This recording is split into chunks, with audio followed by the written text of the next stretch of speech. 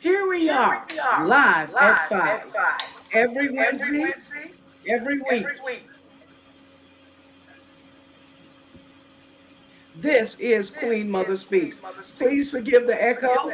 We have lots of guests in the studio, and we're asking them to please turn off all their radios, all of their electrical equipment, because that echo is coming from somewhere.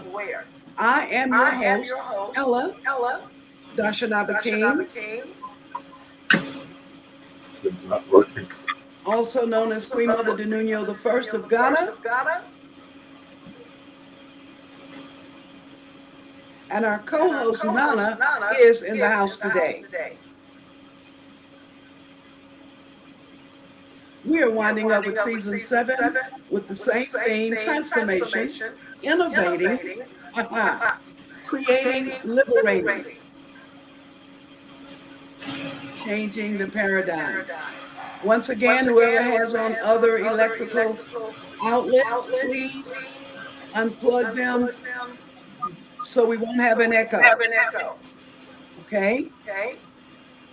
Shout outs to our viewing audience today: Ambimbola, we have Ursula Anderson, Michelle Ernestine, High Priestess Sex Shop, Carmen and Tina from Atlanta. Okay, even though our co-host is here today, we did not get a chance to send her script, so I will tell you who's in the house today. And I'll only when I tell you, I will show you who's in the house today. Okay? Because we do have a full house today. Okay. So this is the finale week of our Father's Day. Happy Father's Day to our custodians of wisdom. Salute. So in studio today, we do have the TILILA Report segment. We have DEEPALI with our breath work. We have tributes from Dr. Stephon Battle-Bey, Dick KOVAC, 3 sisters with memoirs from their father, and wisdom words from Baba, Elemo, and Jao. Okay, so we're asking.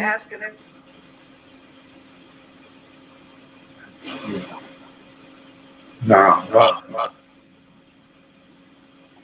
Okay, so as she said, I'm your co-host, Teresa Kemp, Nana Afua Adesina the First. I've been gone because I've been experiencing technical difficulty, and we're so happy to be celebrating Father's Day, the entire month, and words of wisdom from our men. Hello to the viewing audience. So starting with Nana. Yes. So I was greeting the audience live from Atlanta, Georgia, and I still hear the echo. But we are happy because I've had so many technical difficulties. I was telling them that we're celebrating our men. We are all for women's rights, strengthening families, but we can't do that without our men. So today, they're going to bring us words of wisdom. And I'm excited to have Monica and Tasmia with us so that we can honor the patriarch of the King family. Thank you. So, Big Caprice, come on and tell us hello to our audience. Tell us where you are this morning. Okay. I can't hear you, but Oh my, for some reason today we're having trouble like we've never seen before. Somebody's talking over. Dick is introducing himself and greeting our audience. Go ahead, sir. Go ahead, Dick. Hi. Hi, I'm greeting you from Washington, D.C.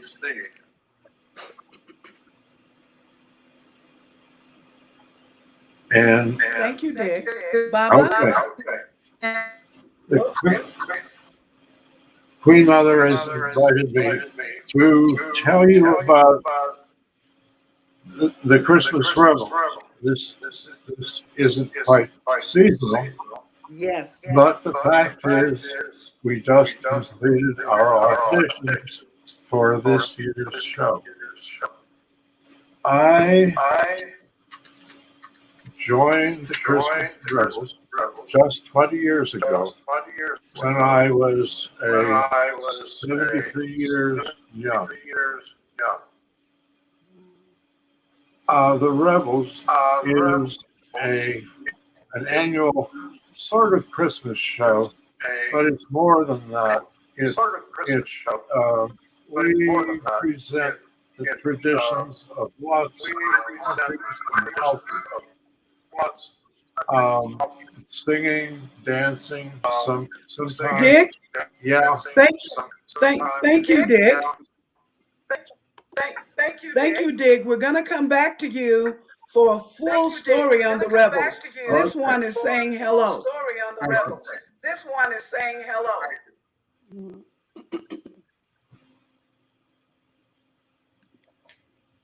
So, Okay, sir, Monita, Tasha. Good morning again, my sister. So happy to be here. and tell us Happy where to you're have from. you here. Where are you from? Tasha?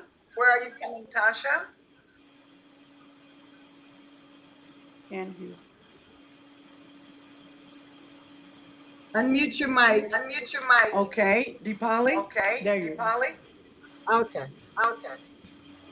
I said good morning. San Francisco, California.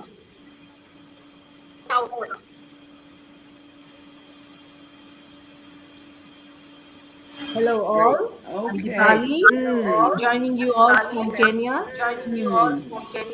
Happy Father's Day to all the fathers, wonderful fathers and father figures around the world.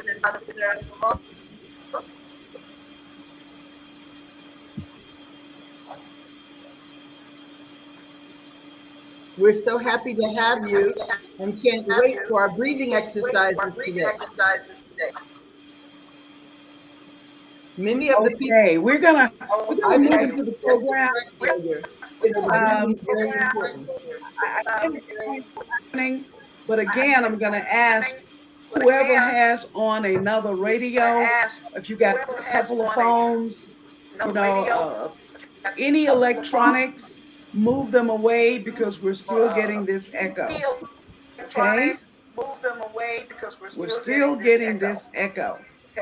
Can you We are mute them, pleased Josh? for all of the guests in the house today. We thank you.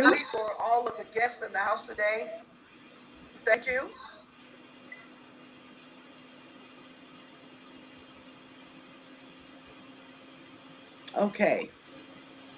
Thank you. Blessings to all of our faithful fans who tune in to Queen Mother Speaks. And happy birthday. Wow. Yep. I was trying to explain to her I experienced the same type of technical difficulty, which is why I had not been joining you. Okay. So does it make sense to start the breathing, Terry? It really does.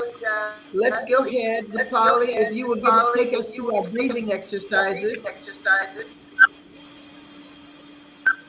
Thank you. Thank you for Yeah, for and this what I'm opportunity. noticing, it seems like every few minutes it's cutting out. The breathing.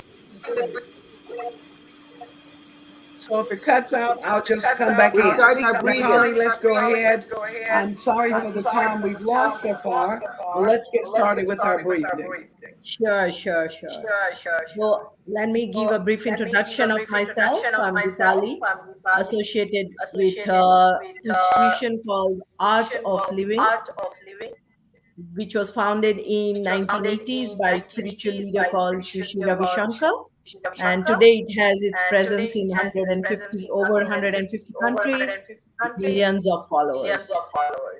So I started my spiritual journey back in 2016.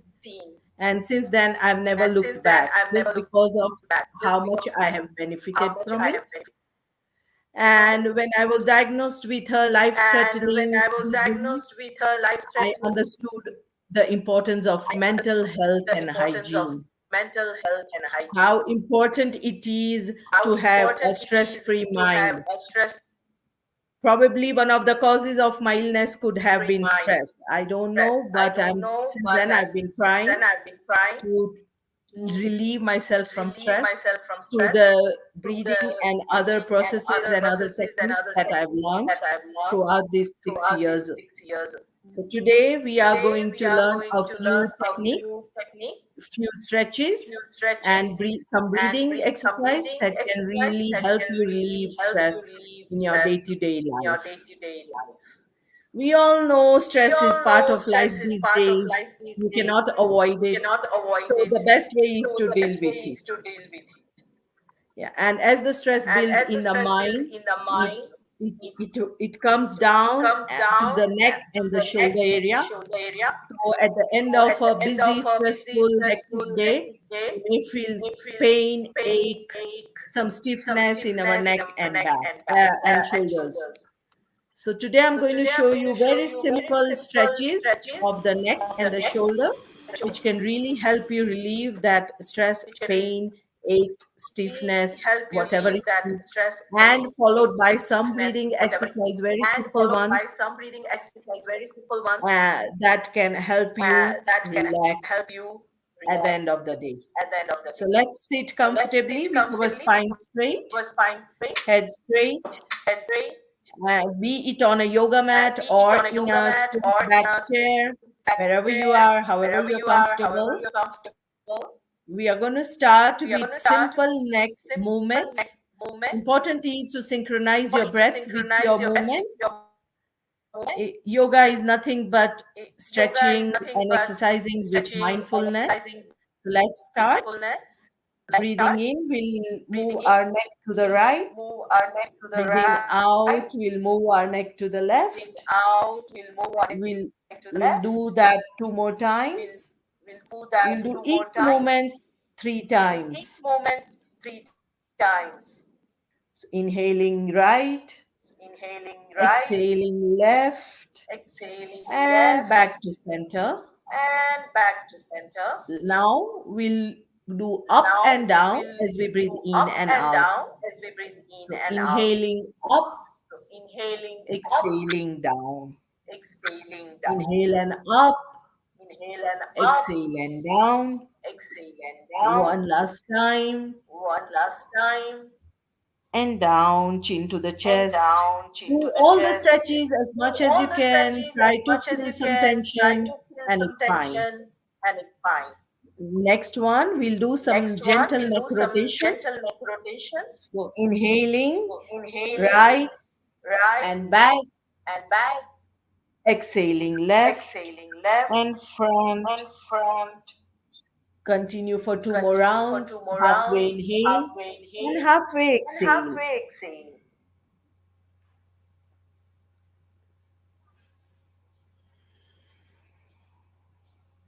As you complete your third round, change the direction starting from left and back as you inhale, right and front as you exhale. 2 more times.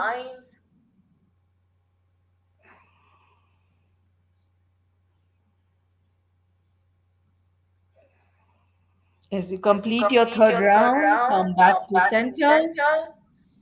Next one, interlock your fingers, put them at the back of the neck. Your hands are stretched out on the side. What we are going to do is press our neck towards our palms as if it wants to lean back. At the same time, we'll press our hands towards the neck to keep it straight. So we are going to build a little bit of tension between the neck and the palms. Let's start. Take a deep breath in and press your neck backward and palms forward. Build that tension and keep breathing in the posture. Long, normal deep breaths.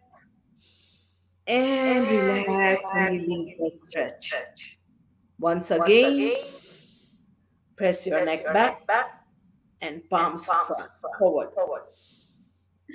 Build that tension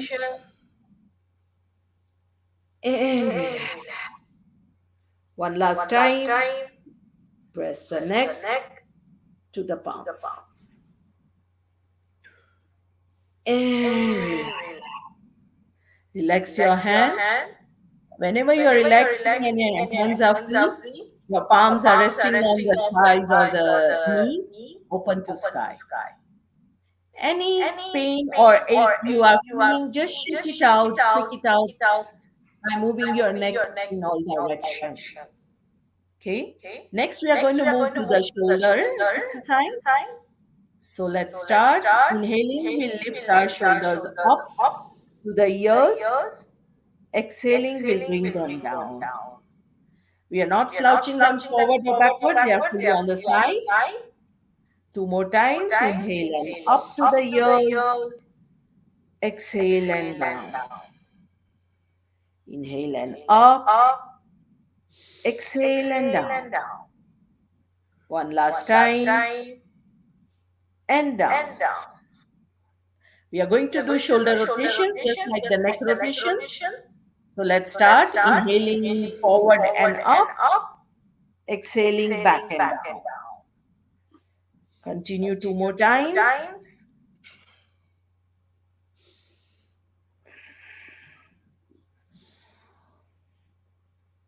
As you complete the third round, change the direction.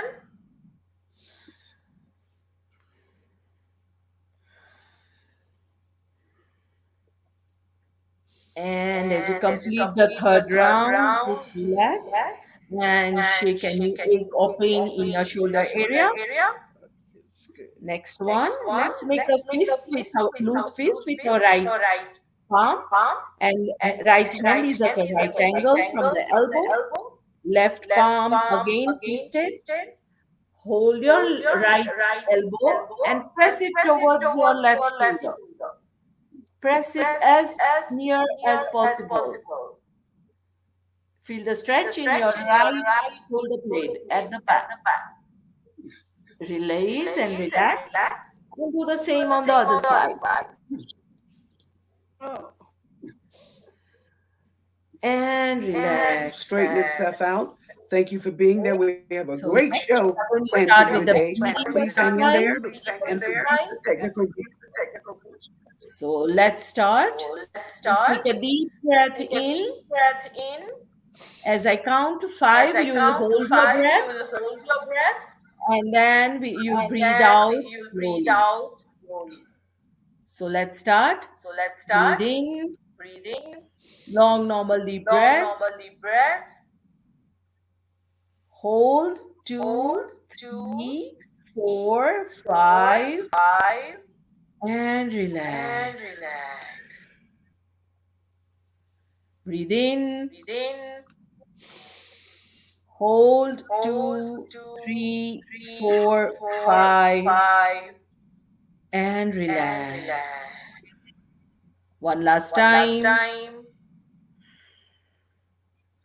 1, 2, 3, 4, 5. And relax. Last one. We are going to blow the candles. So we are going to breathe in normally, and then when we exhale, we are going to breathe out fast like we are blowing the candles. So we are going to blow 5 candles. Let's breathe in.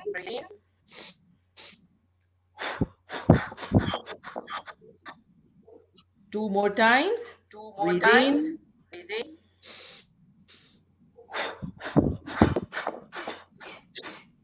One last time.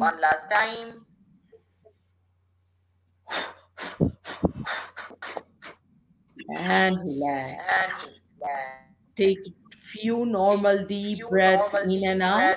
As you relax, you can keep your eyes closed and feel deep relaxation.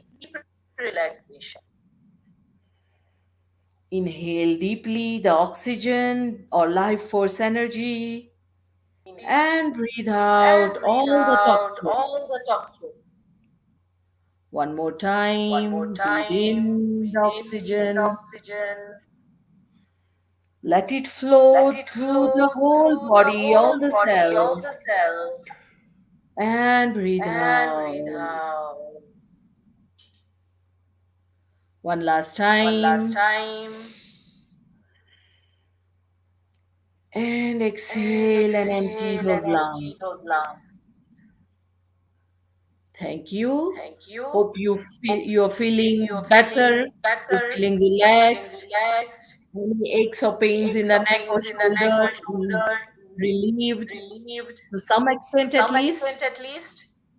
You can do these exercises 3 to 5 times or up to 10 times, twice or thrice a day, wherever you are, even in your office chair or wherever, at your workplace, at home, and feel the difference.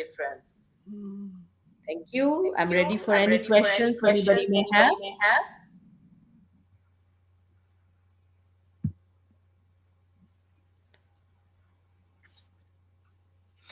That was fantastic, Okay, Deepali. Thank you so much. I don't know if we're.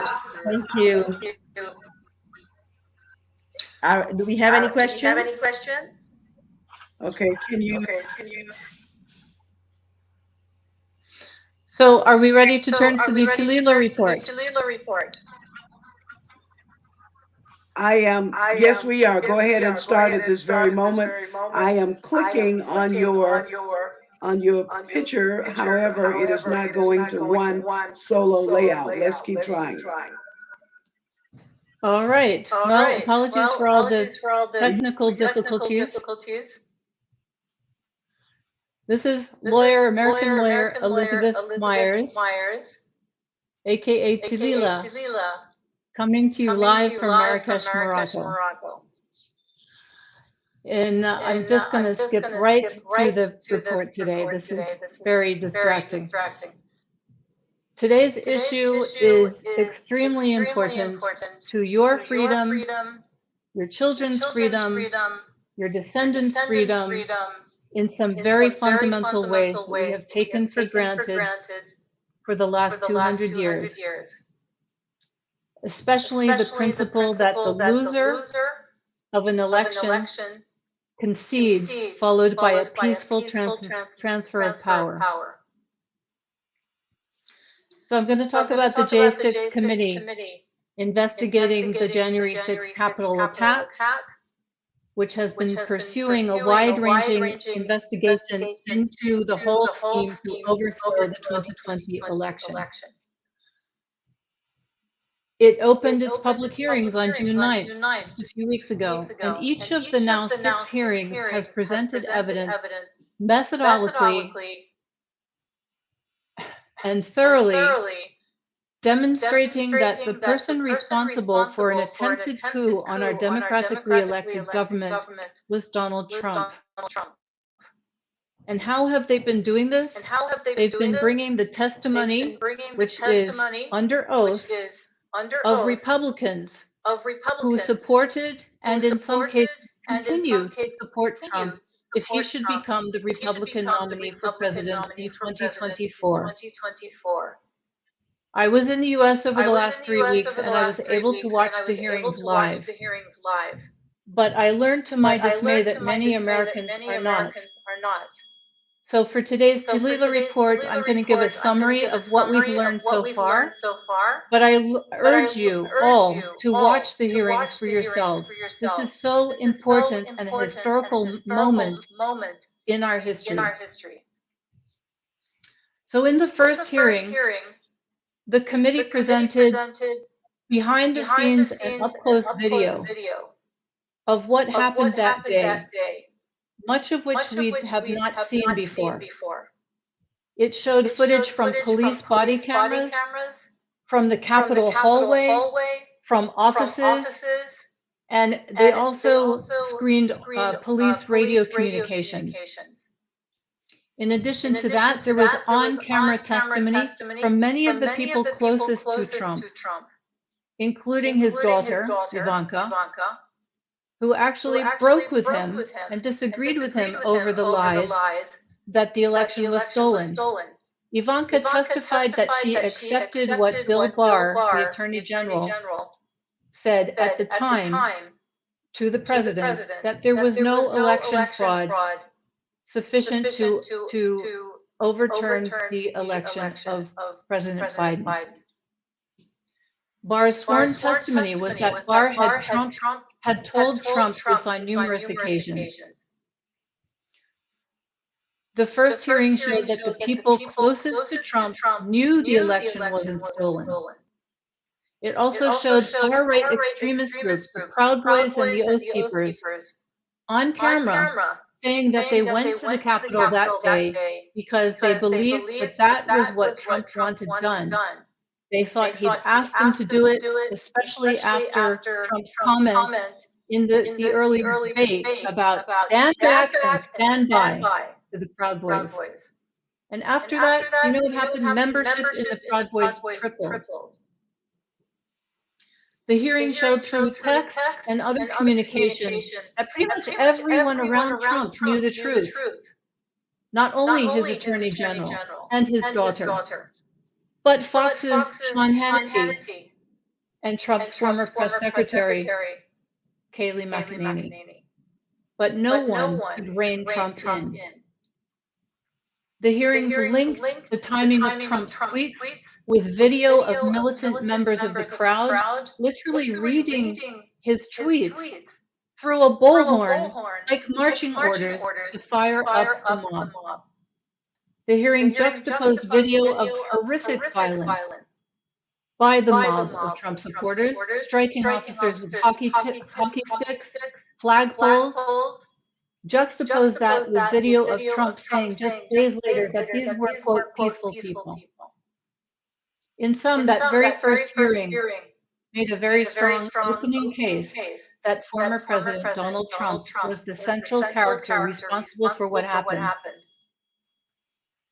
All right, so that sets the stage. I'm going to just touch on the highlights of the next 5 hearings and try and keep it brief. The second hearing showed what was happening with the Trump campaign inside the White House in the days immediately following the election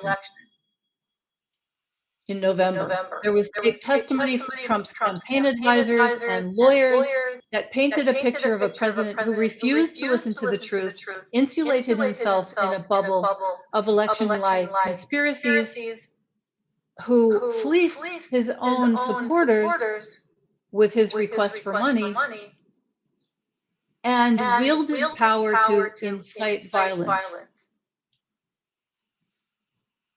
There was the so-called Team Normal campaign professionals that consisted of Bill Stephon, senior advisor, the campaign manager, Jason Miller, a senior advisor, and multiple lawyers, with another team led by Rudy Giuliani.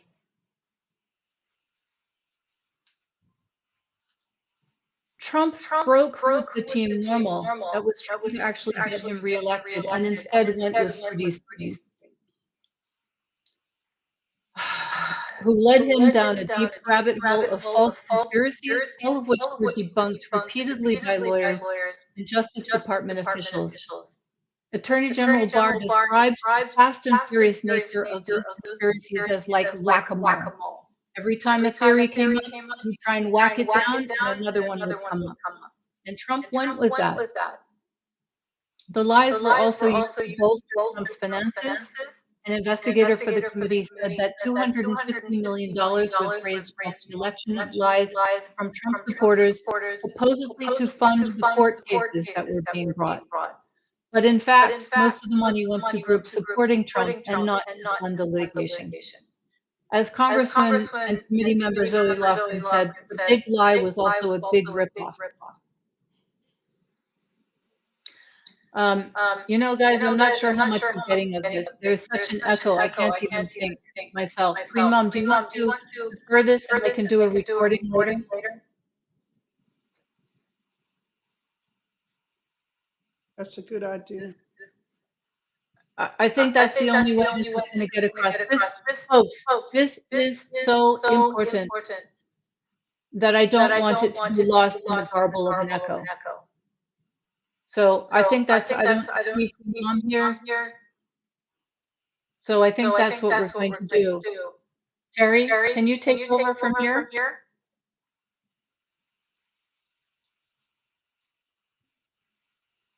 Oh my goodness, nobody's on? Can you hear me? We hear you, Elizabeth. The administrators. We don't have admin access to change the screen. So I guess you're stuck with me. But Terry, can you take over with the audio? Actually, the next thing on the agenda is to introduce the KOVAR. There they are. Yes. She's coming Let's back see. in. And He is here. Let's see if we can get him. Monifa, let one of us talk because of the echo. Come back.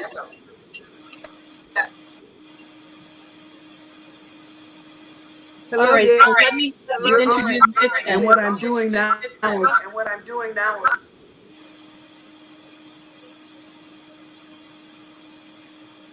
So hearing no objection to that, I'm going to go forward. I am so pleased and honored and just loving introducing to you a very dear friend whom I've known for the last, I think, 28 years, Dick KOVAR. And I'll give you his professional background first, because just that is pretty impressive. He's been for more than 50 years in the U.S. intelligence community, helping to keep our country safe as a staff officer, an editor, a writer, in various aspects of intelligence production and strategic planning. He's still currently involved in polygraph-based clearances, even though I believe Dick is a nonagenarian. He's been involved with CIA intelligence production offices, the National Intelligence Council, Time Life Books, National Geographic Books. He's been the vice president of a consulting firm. And he's been a policy analyst, a program planner, and a technical writer. While all of that is incredibly impressive, I know Dick as my stage papa. From my very first show with the Washington Rebels back in the 1990s, when we both performed in a medieval masque, which is the old word for a play, set in France in the Middle Ages. And he played my handsome, swashbuckling papa as I lusted after and danced with Yvonne, with the handsome fool and my Mark Jafter, who was the star of the show. And since then, my papa and I have performed in multiple shows together with different international teams, from Celtic and Nordic to Andalusian and North African. So it gives me great pleasure to welcome Dick KOVAR. Thank you, Sharon. Yeah, Elizabeth and I are mother and on stage.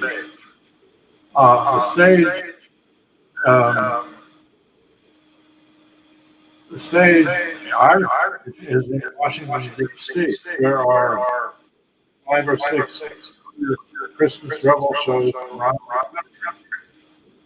It was 20 years ago, at the time I was I performed in almost every show.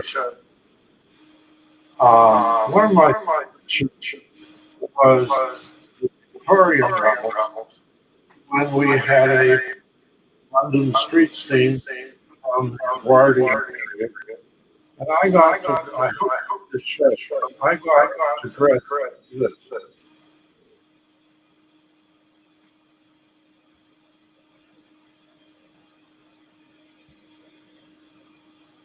I hope you saw that. Beautiful, you in a top hat. Yes, and mnemonic work, Western um, and I surround the stage with my constant sing things like let's go, not to stride, stuff like that. Another show, another favorite show, was set Elizabethan England, and we had good Queen Beth come on stage visiting her subjects in the countryside. For that, I got dressed as a retired man at arms.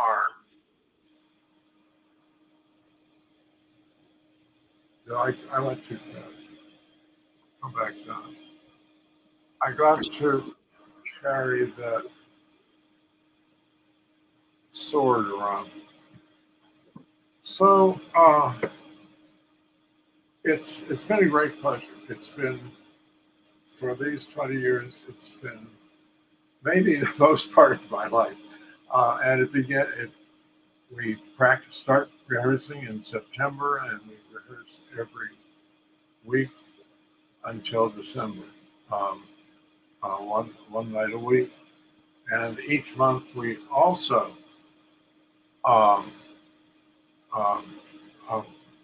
we do a lot of rehearsing.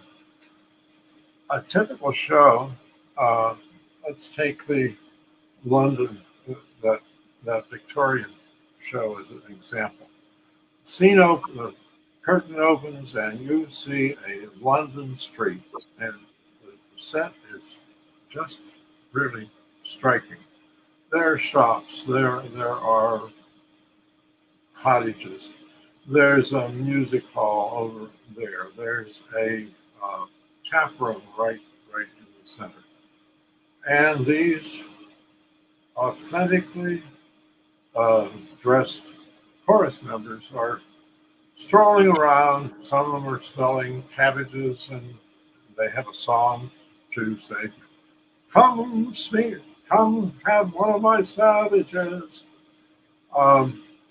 Then there's a storyline that carries us through the first half of the show. And at the end of that show, or that our song leader comes forth dressed in an ancient British English mummer's costume. He's got bells on his ankles, and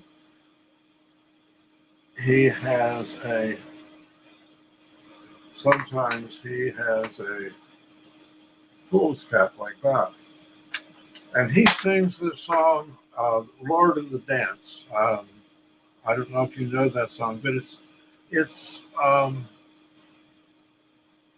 a modern take and a very delightful take on of all things, the crucifixion. The Lord of the Dance is Jesus, and he gets struck down and buried, but at the end they buried my body, but I leapt up high, for I am the spirit that will never, never die.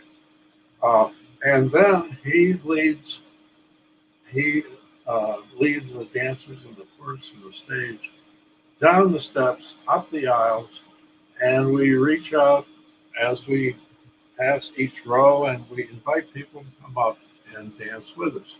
So you have these long chains of people singing and dancing, coming up the aisles and then circling the lobbies, down the back stairs to the lower lobby. And that's the first part. As you can see, it's a very much audience participation show. The audience also gets to sing along with familiar Christmas carols. The second part of the show mainly gives us some samples of English traditional culture. because it's England, the story or the culture is a Christmas party. And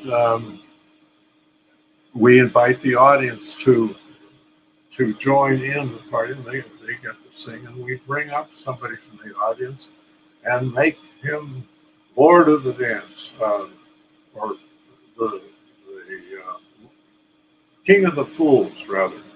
And that's where this thing comes in. This is from the Old English tradition when at Christmas time, the Lord and Lady would put on peasant costumes, and the peasants would put on noble costumes, and it was called the Lord of Misrule, and they had a jolly old time. My next show, I think we'll get to the end of this now, I told you was Elizabethan, and for the Elizabethan, I got to wear this costume. And in that case, we had, but it's not, the show isn't confined just to English or even European traditions. We're celebrating, it's not Christmas we're celebrating so much as the winter solstice. In December every year, the sun celebrates its shortest day. The nights are the longest. And in ancient times, people used to worry, is it going to keep going? Are the days going to keep getting shorter? And so they had feasts and ceremonies and bonfires and that kind of thing, begging the sun to come back. And so we do that. We celebrate that. The last part of the typical show is a mummer's play. In this, Father Christmas comes forward, and I had the pleasure of being old Father Christmas half a dozen times. Old Father Christmas comes in and he says, "We're here to entertain you." He's addressing the audience. And he introduces the people that are part of his entourage. One is a man with a horse, actually, a horse costume, a head and a backside and a tail, and he prances around. But then a dragon interrupts the show, and this big, powerful, funny dragon comes in and terrorizes all the people on the stage. And Father Christmas says, "Can't anybody save us from this dragon?" And in steps St. George. And he says, "I can take this dragon. I love to fight. It's my delight." And so St. George and the dragon set out to do each other in, and they come together and miss each other, and they come together and they miss each other. And the girls in the chorus are waving to St. George, and he stops to greet them. The dragon comes up and taps him on the shoulder, made by our show. Eventually, the dragon is killed, and here comes the ritual part. St. George says, "And now, like the year I must die," and a collection of swordsmen surrounds him, and they do a sword dance. And at the end of the sword dance, St. George dies. Well, everybody's calling out, "We need a doctor here. Is there a doctor in the audience?" And sure enough, out of the audience comes this doctor in a big top hat, and he's carrying a huge leather bag. And he comes up on the stage and he says, "What's going on here?" And he trips over St. George, but says, "I'm the doctor." And he tells all the places he's been and all the things he's cured. And he even takes pills out and throws marshmallows into the audience as pills for their woodmill. Well, he tries various things and nothing works. St. George lies there, and the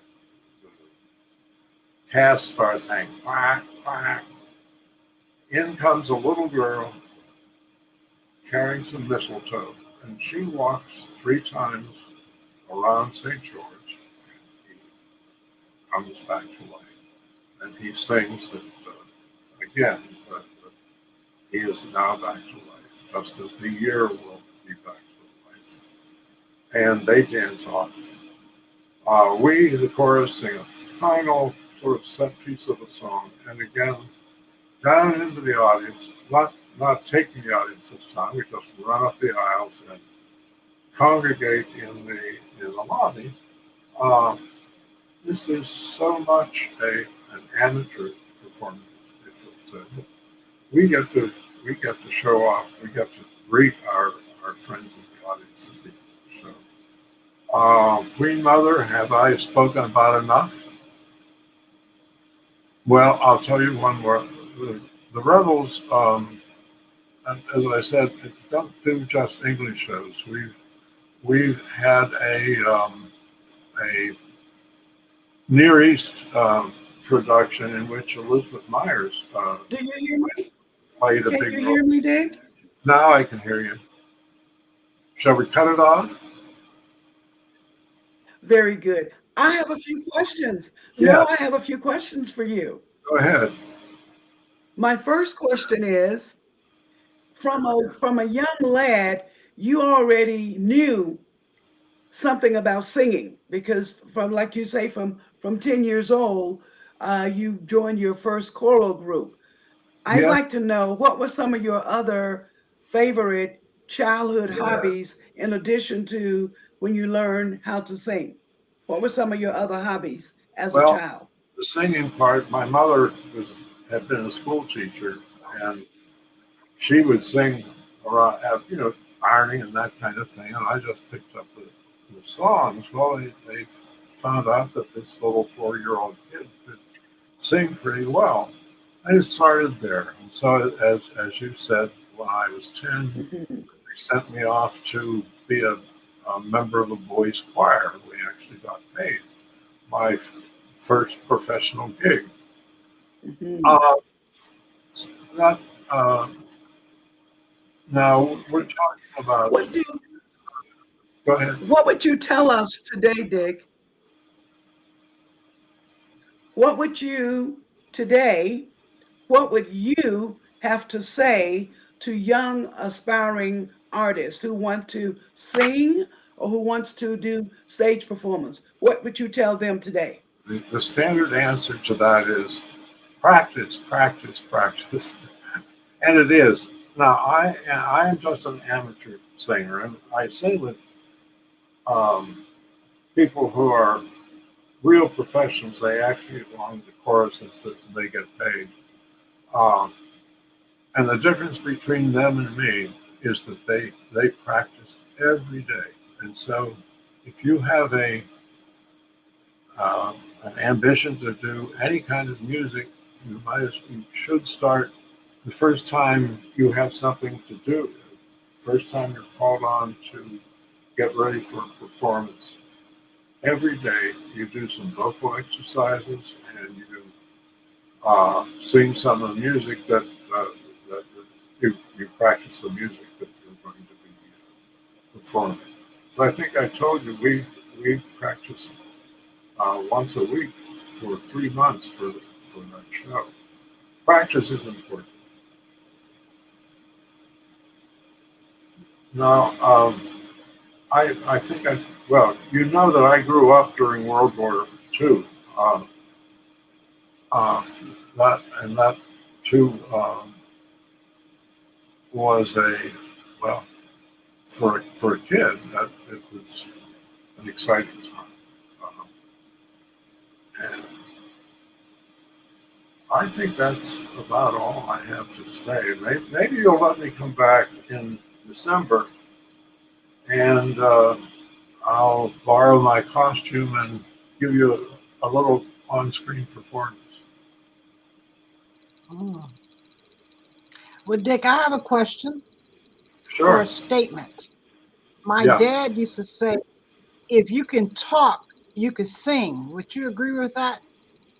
This is true. Anybody now, lots of people say, no, I can't sing. My wife insisted she couldn't sing. But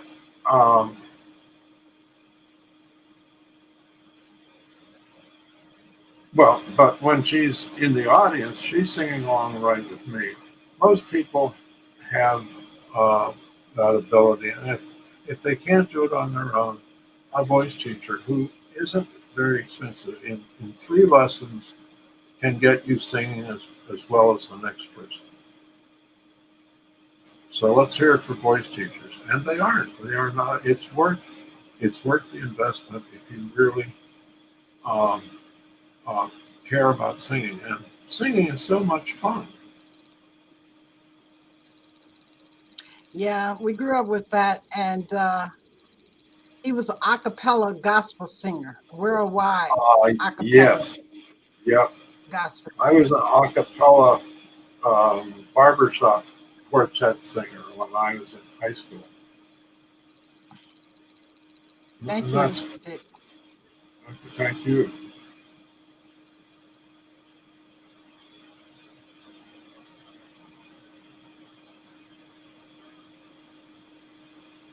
Queen Mother, back to you.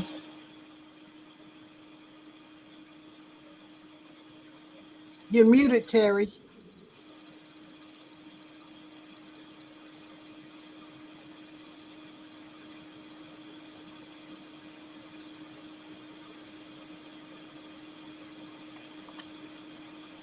Let me rattle on a little bit. Um, all right, okay. Here's Father Christmas.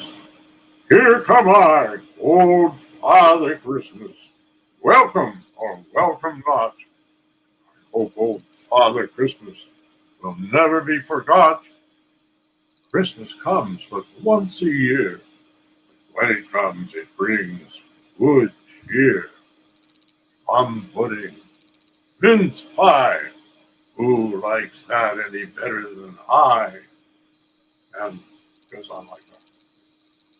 But we're waiting for Jerry. That's the filler.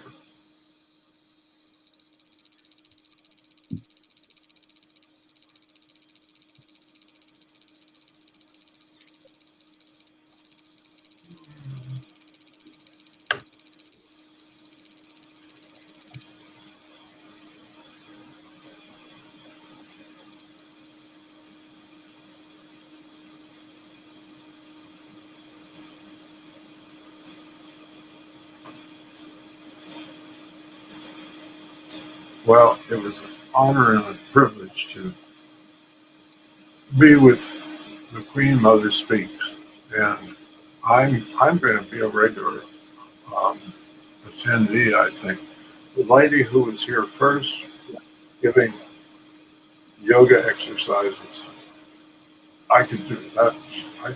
I should be doing talking about practice. I should be doing something like that every day. That certainly And was fun. uh, and at 93, well, you usually ask people who are as old as I am, what do you owe the secret of your um, long years, Dick? I'll tell you, I owe it to about 4 doctors, 4 really good doctors, because I smoked cigarettes for 20 years, and that should have killed me. And in fact, it came close to killing me. I have 3 conditions that stem from that cigarette smoking. But I finally managed to quit, and here I am, 93. And one of the things some people come to the Christmas Rebels because they want to see Dick KOVAC perform. Because at his great age, he still prances around and runs across Yeah. the stage. And in our last Elizabethan performance, I even ran the length of the stage, crashed into a table, and flopped down on the floor. So that's part of the, well, I get a lot of fun out of that, and so do the people who saw it. In another one, I was an Irish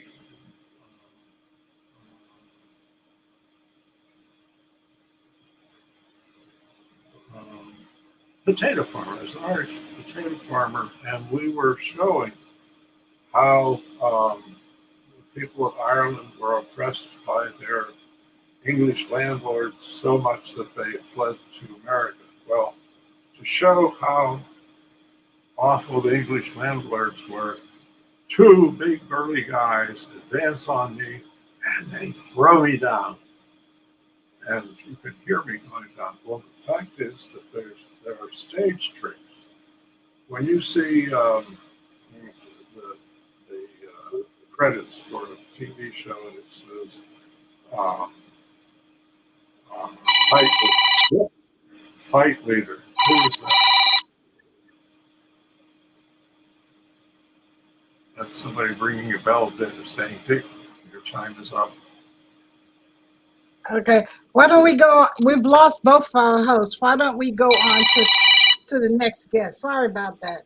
Okay, thank you again for letting me be here. I'm sorry if I rambled too much. Me and my sister would be last. And I've forgotten your name. Why don't you go on and share your story?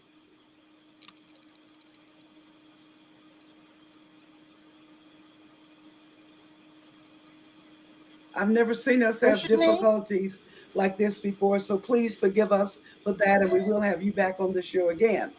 So now we have two more fathers where we want to hear tributes from. One, very next, we're going to hear from Elimo Njau, who we also know as Baba. And then we're going to hear from the King sisters after him, talking about memoirs of their father, the elder statesman, the late, great Reverend Floyd King. So now we're going to bring Baba on, but let me tell you a little bit about him first. Let's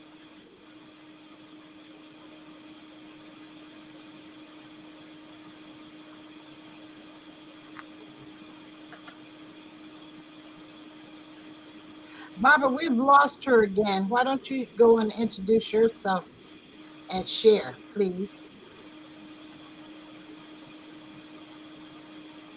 You're mute.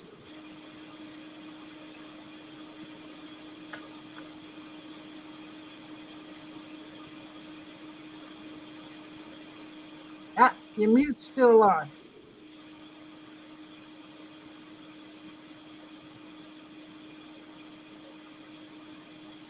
of the Queen Mother Speaks show. From the very beginning, it's never been quite like this. However, we're experiencing something new today. I'd like to tell you a little bit about our next guest. I met this gentleman when I first moved to Nairobi, Kenya. And everyone was telling me about this place called Payapa. I couldn't wait to get there. And of course, it was my good friend, Dr. Butler, who took me over to Payapa, which is one of the oldest art gallery here in Kenya. So let me tell you a little bit about the founder, Elimo Njau. We like to call him Baba. His work epitomizes the trans-East African migration. He was born in Tanzania in 1932 and was formerly trained as an artist at the Makerere University Fine Arts School. He later made his home in Kenya, establishing what we now know as the renowned Payapa Center. It is in Ridgeways. As an early institution builder, Baba's role in creating artistic and cultural exchange within and around Nairobi during post independence time is very significant. Founding Payapa in 1960 was like a mainstay in life. It's like it was a lifeline for all of the artists and the intellectuals alike who would all come together and hang out at the Payapa Center. Okay. It offered a space for the people together. It would feed their artistic energies. And people just, even to this very day, people love coming and going to Payapa. He has hosted international and renowned guests such as Sidney Poitier, Langston Hughes, Alice Neal, amongst many, many, many others. In 1998, a fire ravaged through Baba's home, and unfortunately, much of the gallery works were destroyed. Works of other artists were destroyed in the fire, and it seemed like it was going to be a disappearing part of Kenya's history. However, the Payapa Art Center still remains today, and many artists have come back and given more art to the center. It is basically open 24/7. And from time to time, various events are held at the center. For example, when I was at United States International University as patron of the Black History Committee for the university with the students, we would often come to Payapa to do our annual Black History Month events. And of course, Payapa is a walking gallery itself of Black history. It doesn't have to be the month of February, but for sure, when you come to Kenya, one of the places you want to visit is Payapa. Okay, it is a preeminent art gallery here in Kenya, and it has survived its ups and its downs. That's been afflicting the Kenyan artists since 1966. Baba's been around. I love being at Baba's feet. When you don't find me at home, and you want to know where is Queen Mother, she'll probably be over there at the art gallery with Baba and with Felder. So now we're going to look to bring Baba in on the screen. Let's see if we can do that. We're trying. I see him there. I was trying to get a solo. There we go. A solo out. Thank you, Baba, for being here on the show. You're looking wonderful. Can you hear me? Thank you. I can hear you very well. Baba, can you hear me? Please with the company. Very good. Very good. My friend So now, from very America. good. Yes. And we will introduce her before we go away from the show. For sure. We will introduce her. Yes, So now, Baba, tell us, what was it like for you growing up in Tanzania? What was it like growing up back in the 30s in Tanzania? What was that experience like? when I was very proud. I didn't know in East Africa where the English language has become very strong through the universities and colleges. Everybody spoke English, and of course, it becomes a media for learning and so on. But unfortunately, the Swahili has lost a lot, Mm-hmm.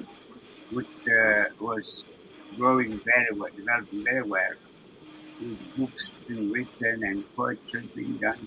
But the thing is that the English language is very strong, and there are now many people who are graduates of what you might call Afro-Saxons, who are caught in between uh, um, Europe, Africa, in particular England and Kenya. But the thing is that uh, English language has been very helpful in that it has helped bring people together of all kinds of races, also religious backgrounds, and so on. And I think the English language plus Christian faith has played a very big part in sustaining the cultural side of life in East Africa. And I'm very grateful to those who have to keep us going in our center uses English language, very nice Swahili, but English language is very strong, storytelling, and so anyway, the thing is that we are very grateful for the opportunity of being there and being able to see for all these years that we are still around, but hope more people will come forward and bring us new guidance, new directions, including but strengthening also the English and English side of it. Sorry, I don't have too much say because we really a performing place, not for the place for speeches, and it's also the place where we have had a lot of good activities all over the world, but particularly in East Africa, showing English exhibitions. But and it has also been a good place for cultural integration, where we had other people with other backgrounds too, being involved and sharing their culture.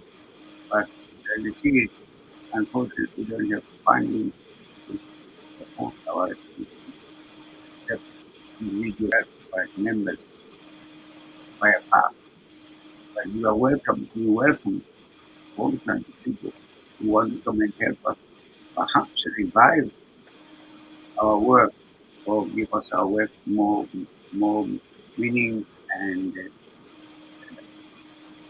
of course perhaps we will be able to do more performances from different nationalities that live in East Africa, who have chosen East Africa as their home, and many have done so, but they as soon as they get what they want, they disappear.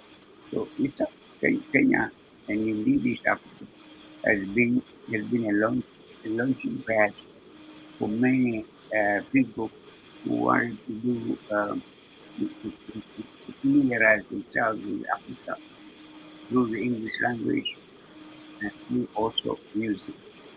Music is also a very strong medium of, yeah, from some of our members, especially I would like to mention my wife Frida, who's an African American who has been teaching music and training and also performing by herself also. But we don't have any real funding to support our activities in such a way as to make an impact. So we have relied so much on individuals, writers, musicians, digital, very important visitors who came to Nairobi, who are artists who also performed it by a part. My wife Frida would be best to give their story, which is one from itself.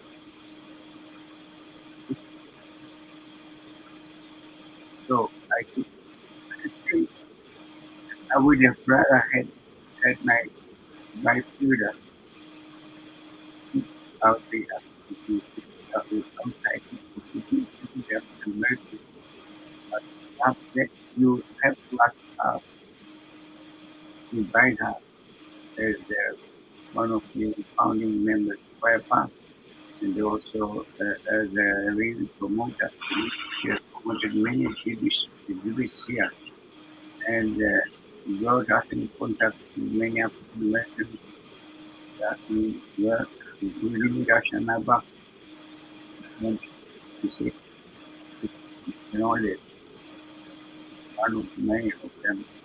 But I would think you not lose, you will lose, you will gain by inviting her if you want to challenge her, contribute some of her experiences and correct us, correct it.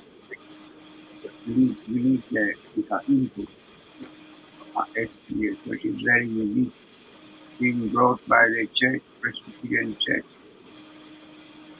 as a donation from the church in America. Mhm. And then, of course, working with the people all these years. I don't want to bore you, but I think it's a challenge for you to invite her. and many like who might be able to contribute to the program. I'm sorry, I wasn't prepared to. Uh-huh. Baba, Yes, will you tell us one of your most important lessons learned in life? Share with us, Baba, one of your most important lessons one thing I have that you learned learned in life. is that God created us, gave us all the limbs, like all human beings, and also gave us the creative gifts that is not limited to us, or limited only to biology, but creative gifts that cut across boundaries. That's why Kenya is so much liked by tourists because of its English language that is open to all, and now Swahili language is opening itself up slowly. And of course, we have cultural centers like George Institute that has opened its grounds to local artists and, and quite a few other individuals. So Mhm, mhm. this is just an opening for me to tell you there's even greater opportunities for Kenyans to enjoy that are not opened up. We just need wait for people like Dashanaba to get us out of our hiding. Welcome to Fire Park and Easter.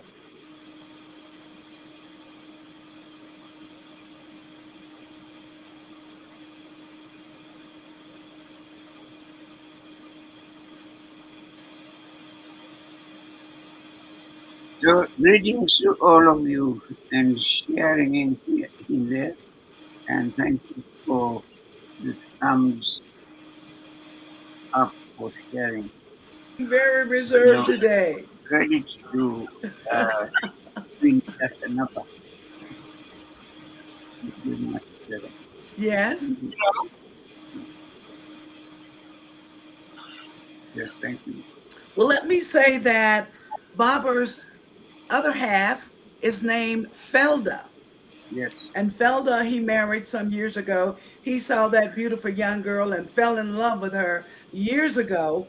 And to this day, audience, being in their presence, when you're in the presence of Baba and his wife Felda, you can still feel the love. I don't know if she's in the room with you today, Baba, if she wants to stop in and show her face and say hello, but I think I just want everyone to know that when you come to visit me, one of the places we will certainly visit is Baba and Felda at the Payapa Arts Gallery, which is the oldest art gallery here in Kenya. Baba, anything else you want to tell us?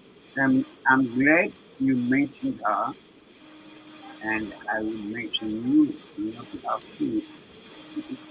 You see, because the challenge Hmm. that there are people who open doors, others who shut doors. Hmm. And I'm glad that through you and the Hilda, you have opened doors to many areas that have not been explored, that are yet to be explored, especially in cultural integration, you know, across the races. Hello? Hmm. Across the races. And I think Yes, we're here. We're here. across the races, and also being able to have people like Filda and Dashanaba who will introduce their gifted colleagues from America to come and share generously and make some sacrifices also, bringing the world together. You see, across race, across cultural groups. See, like you see, African Americans are a rich background of a lot of writers and musicians and so on that could help to share with us. I'll call them, you have African American now, you have Afro-Saxons, you know, people with a lot of English background, but they will need to share together their spirit of growing roots in Africa, integration, and giving new birth and new growth spiritually. Mm. And I do believe the challenge is there is for us to accept people like Dr. Namba and others to help us open up these areas and help bring funds, because many of the people who are here would be willing to really contribute for the sake of their own families too, that have to grow up and integrate in Africa. So I welcome Dasha Nagma with your first effort. Now let it multiply. Thank you very much, Dasha Nagma. Yes. Thank you, Baba. Thank you very, very, very, very much. Well, looks like the screen is holding up a little longer. So we're going to go to our next guest while the screen appears to be holding firm. I had wanted my co-host Nana to introduce the next guest, but looks like she has left the studio. So I'm going to do the honors myself.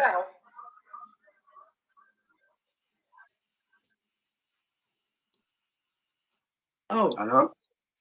All right. Looks like that echo is trying to come back. But what I want to do now is I want to talk about a gentleman.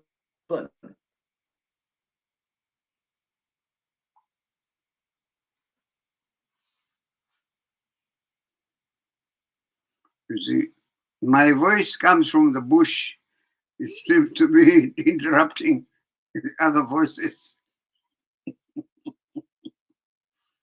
But anyway, you're welcome to use Fire Park as a venue. But that's what I would like to say. What, Baba? I'm saying we are very happy. We thank God for the English language that African Americans have contributed to a lot. Now we'd like to invite you to make use of Payapa and help us broaden the prospects of learning from one another and building a new Payapa.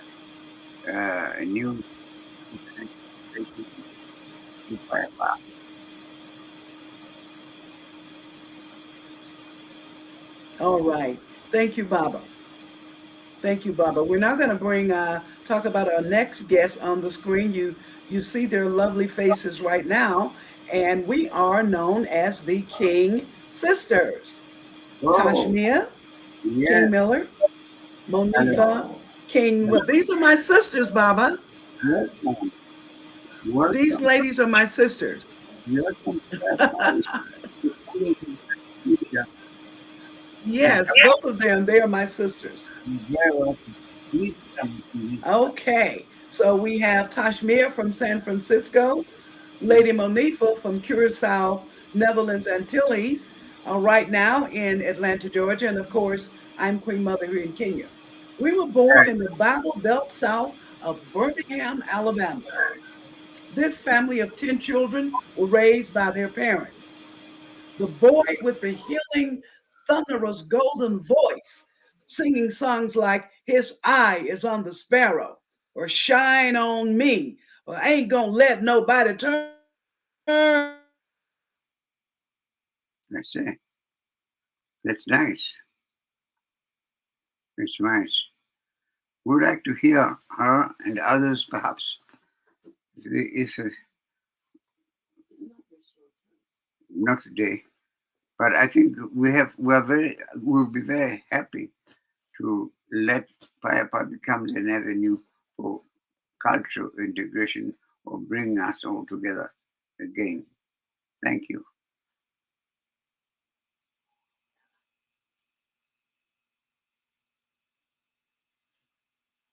I don't know whether the electricity has gone out.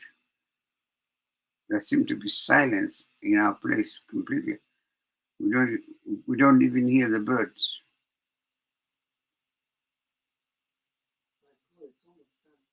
It's quiet completely. Barbara, we keep losing our host because of system problems.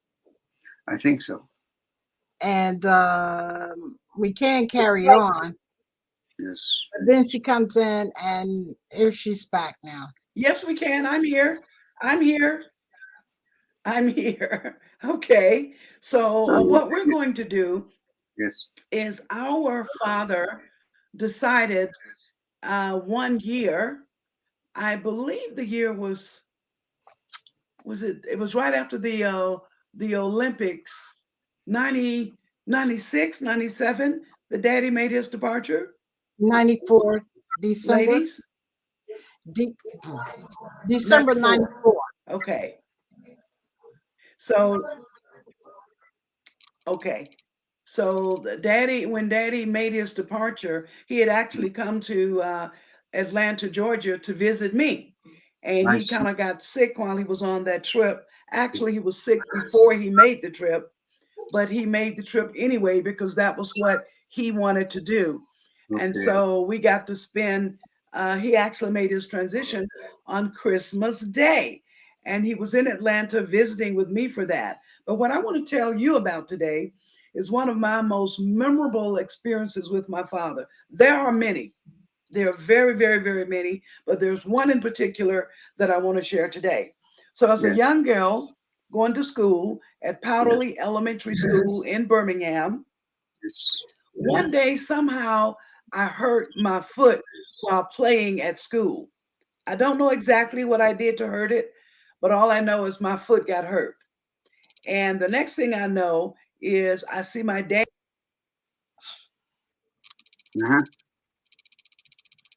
Hello?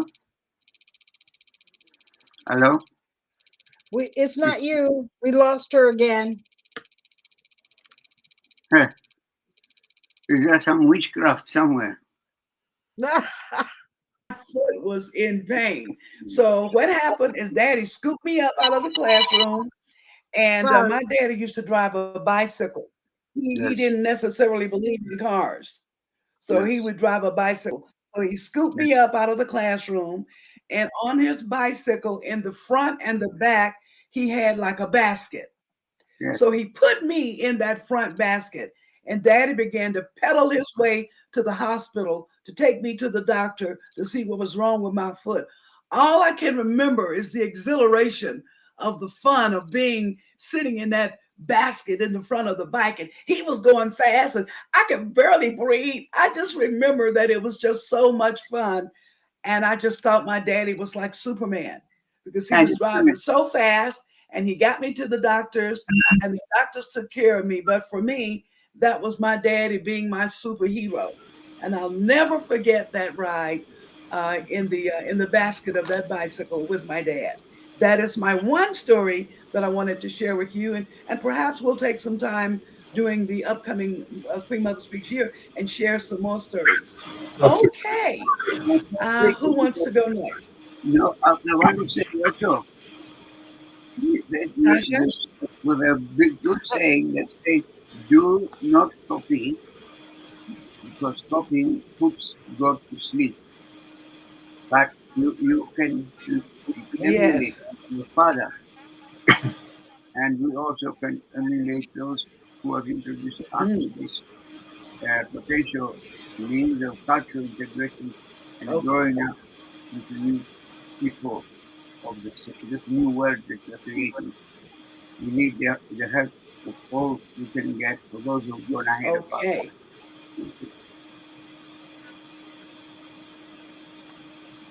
Okay, Baba, I'm going to ask Tashmia to give us a story, one of her stories, one of her favorite stories of her dad, the Reverend Floyd King. Yes. Thank you very much. Bring you greetings from beautiful San Francisco, California. And to culminate this June, which is Father's Month, we were given the task to share one story about our father. We came from a large family, you've heard, But one of the things I often remember and I treasure was the first time we were born, I should say, we were born and raised in a small community of Powderly in Birmingham, Alabama, the home of the Civil Rights Organization or history. And I remember at age 14, with 3 of our sisters, we were taken to, we were allowed to go to the March on Washington from Birmingham, Alabama. We left at like 4 o'clock in the afternoon, and I think it was about 11 or 12 hours to get to Washington, D.C. But we got there at 8 o'clock, 9 o'clock in the morning. And that was my very first time of leaving Alabama, leaving Powderly. And it was like Stevie Wonder says in his songs. He comes out out of the subway, and he said, tall buildings and everything. I was most impressed at how clean Washington, D.C. was and how big the buildings were. And our father took us right to the front. He was going to be on the stage with Dr. King, and he set us in front of these big old speakers. So we heard everything, we saw everything, and it was me and my 2 older sisters, but I couldn't believe, I didn't think that it was history being made. I just knew I had fun. And we went with our church. So my other church friends were there, but the parents were responsible for their own children, getting off a bus, getting back on the bus safely. And it was just an experience that I often live with, being at the historic August 28th, 1963 March on Washington. And as a direct result of that, later we continued to be involved in the civil rights movement in Birmingham, Alabama. And I feel like we were instrumental in the passage of the Civil Rights Act of 1964 and working with the Southern Christian Leadership Conference. And when it passed that day, we were in that office. And so we were given tasks to go out into the community and integrate places. Me and a group of people were assigned to go to the all-white movie, and it was beautiful. And I went in there, and it was like the sound of music, livelier than anything. Before, when we went to a movie, we went to a predominantly Black movie, Dirty. And if we went to a white movie, we had to go way up in the rafters. But this time I went on the first floor, sat in the middle section, in the middle seat, and just enjoyed myself. And by September of that year, I was the first of the first to integrate a school in Birmingham, Alabama, which I look at now, why was I the only one? And I'm writing a book, and I'm gonna write it. The name of it is Mama, I Was the Only One There. And tell my experience of what happened inside the school. And to see the less, I wasn't treated nicely, but my father said, you're the chosen one. He was my strength. You're the chosen one. You could do it. Don't let nobody turn you around. It's not you, it's them. And I graduated in the top 10 in the class the next year.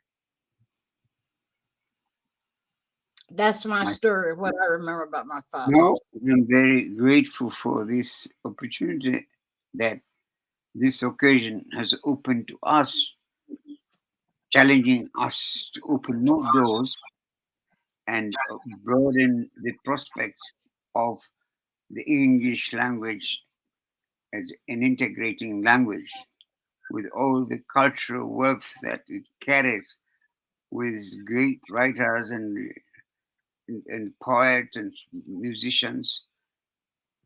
Let's ask maybe the American Embassy, I don't know who. You're absolutely right. And I call it now, I'm calling America's Missing Stories, where we have to tell our own stories. Right. But we need now the help of the elder brothers and sisters. And yes, Dick, we all learn how to sing. Like I said, my father was an a cappella gospel singer. And we trained, during that time, you just train boys. But he Right. had 6 girls and he trained all us how to sing. He said, if you can talk, you can sing. And we were from a singing family. And in my day, I was born in 47. When TV, it was no TV. So we sat around and sung to each other. Wonderful. I think this is a real challenge for Monifa, for Monifa, why don't you share your story? Okay. We're now Mama. going to ask Monifa. Yes, Monifa, share your story with us. She has very nice teeth. Your mute is on. Monifa? Keep smiling. Okay, Monifa?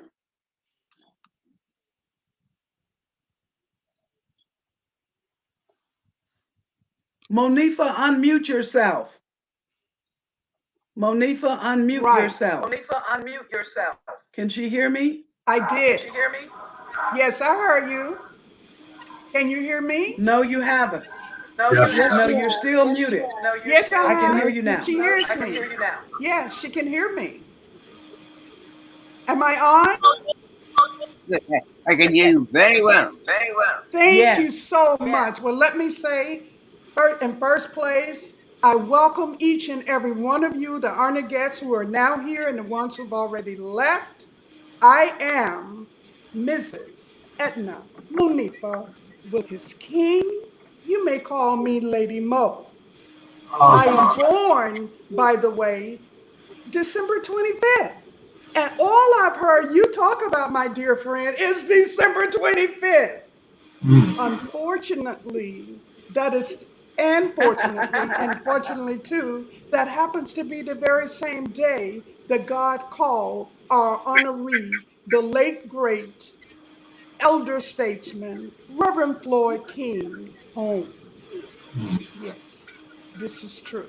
So that date has a very important significance for me.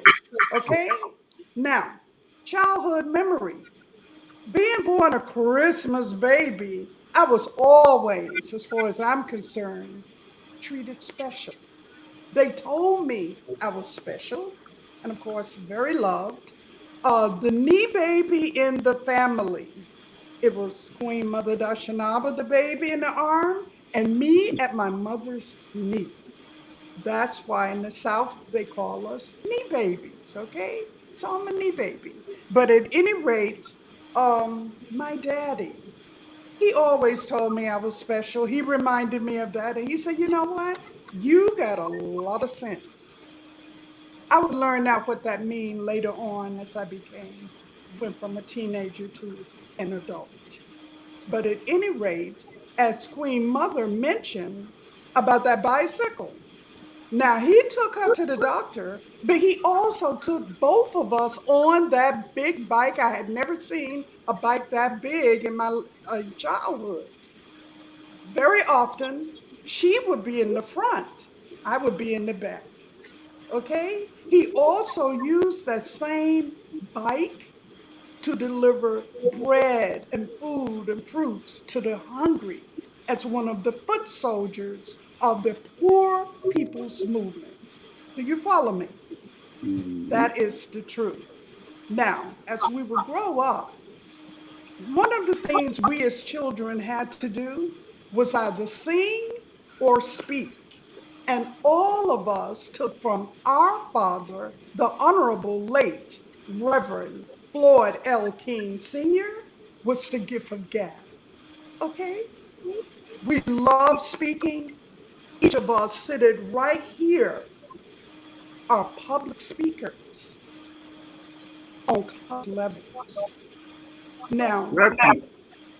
You I my love, excuse me?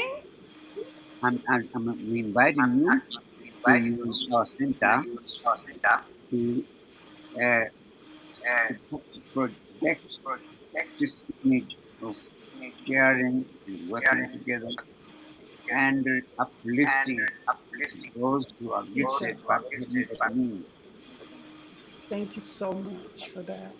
And in the meantime, if you want to know about the legacy of Floyd King, Senior, you only have to look right here on screen, starting with our elder,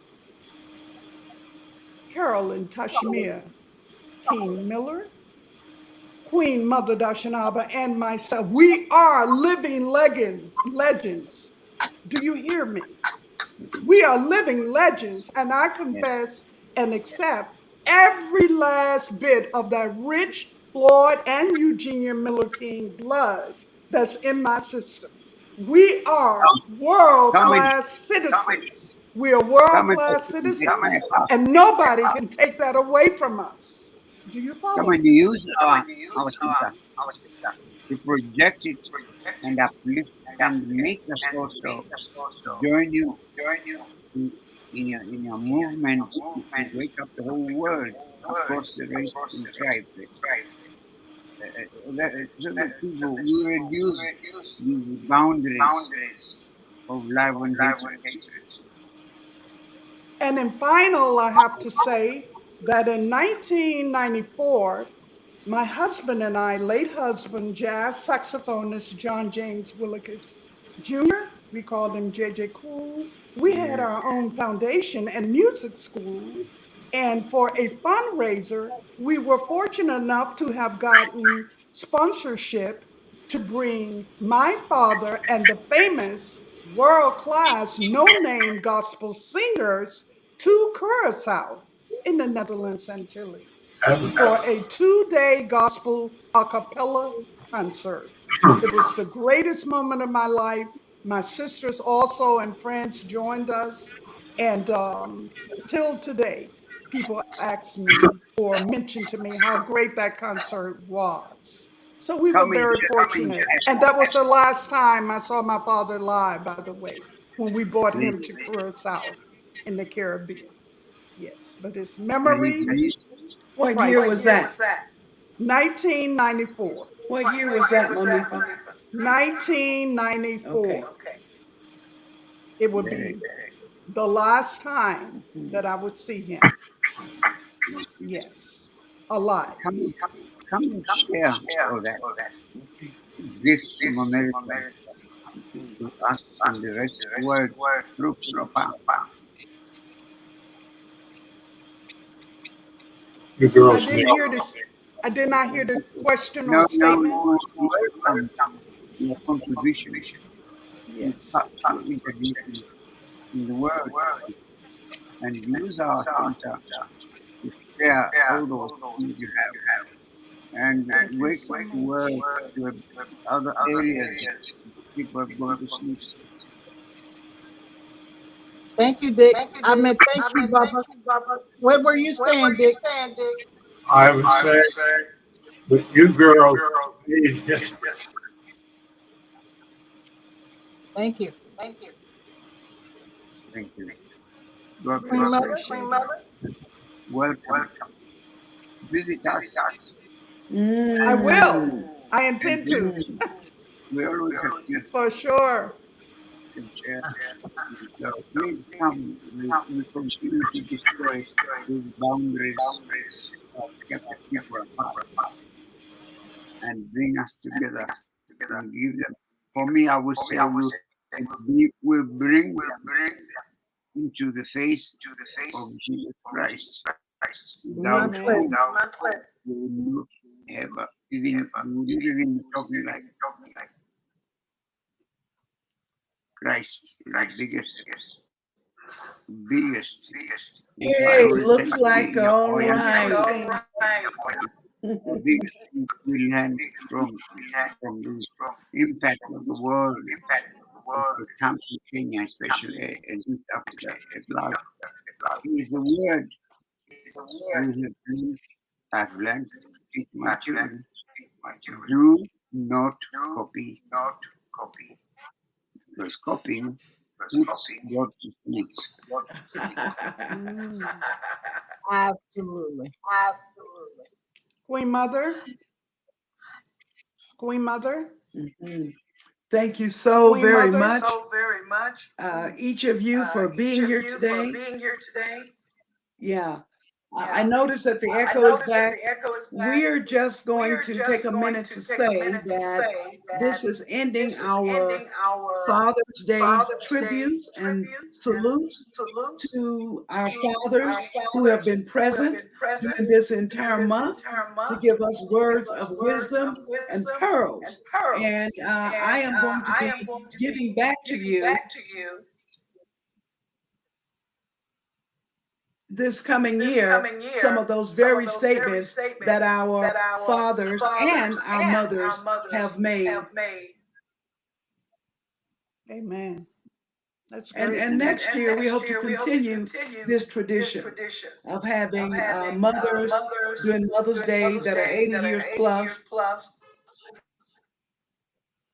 Thank you. Thank you very much. I would like to thank everyone. However, this is Shasha in San Francisco, California. I'd like to thank everyone, and I'm going to leave right now because within 45 minutes I have another conference. Nice meeting you. Hope to meet you again. Welcome. Our place is open. See you, Monifa. See you, Queen. Touch me. Right. Thank you. Enjoyed it. Thank you all. I'm Thank very, very blessed and pleased this morning. I am. We always have TV. There we go. Okay. There I you think are. that Tasha may have dropped, but What I want to say is starting next week, we will enter into a new season for Queen Mother Speaks.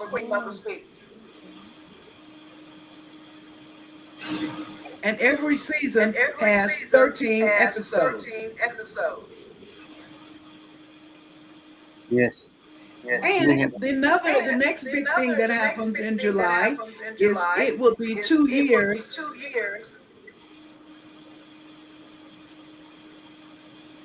of Queen Mother Speaks on air.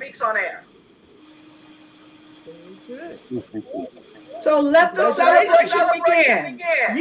Let Yay! the Let's celebration go. begin.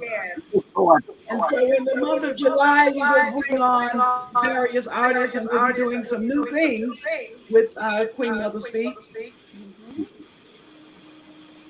God bless you. Okay, and we'll talk more about our theme for next week on next week. Thank you. Okay. I want to take a moment and thank each of the guests in the studio from DEEPALI, who led us through the breathing exercise. We want to thank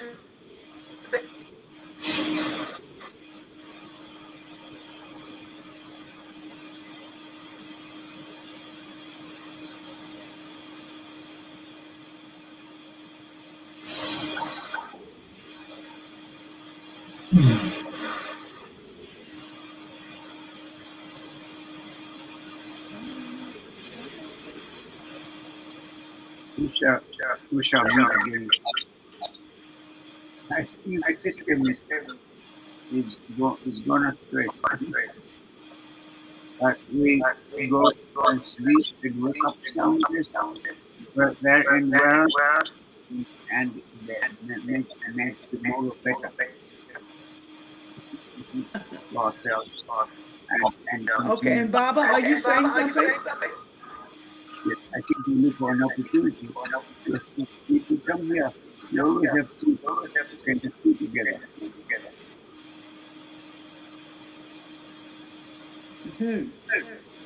Very well. You're welcome. Well, we're going to end the show as we always do. And we end the show with throwing kisses into the universe. Because we believe that love is the most healing force in the universe. So we're going to end the Queen Mother Speaks show giving you some love. God is love. And the way we do that, okay, and the way we do that in terms of giving you love is we take our left hand and throw a kiss. Then we take our right hand and throw a kiss. Then both hands together and blow a kiss. And we do this together. Can we do this together? Yes. Yeah. Come on. Okay, are we ready?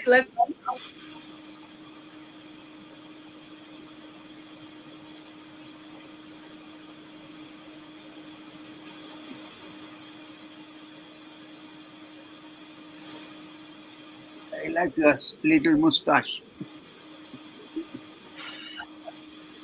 Okay, so with your left hand, let's blow the kiss. Come on, Baba. Mwah. Okay, and then with the right hand, take your right hand, take your right hand and blow the kiss.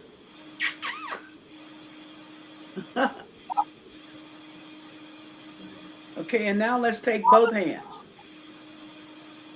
Are you ready?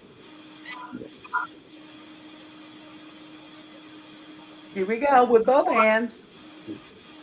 Blow the kiss.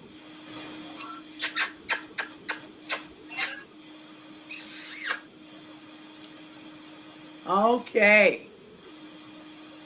This is Queen Mother Speaks. Thank you for tuning in. Once again, we're very sorry for the technical difficulty we had today. We will do everything within our power and within our studio's power to straighten it up and clear it out. Thank you again for tuning in to Queen Mother Speaks. Thank you. Every Wednesday, every week, live at 5 p.m. Kenya time. And 5 p.m. Kenya time is actually 10 a.m. New York Eastern Standard Time. So be sure you get the time right for your specific time zone. Thank you very much. Again, And this I is think Queen Mother Speaks. Bye. very good special. Okay, we're going to leave the studio in a moment, but I just wanted to take one photo before we left, if I can. Yes, and I would like to get your Camera. There we go. your name and addresses so we can email you, invite you at our exhibitions. Your names and addresses. Okay, Bob, I'll make sure you get everybody's name and address. Asante sana. Okay. Karibu, So we're karibu going to sana. leave. We're going to end the broadcast. Thank you. We We're going thank to end God. the broadcast and just hold on. We thank God for this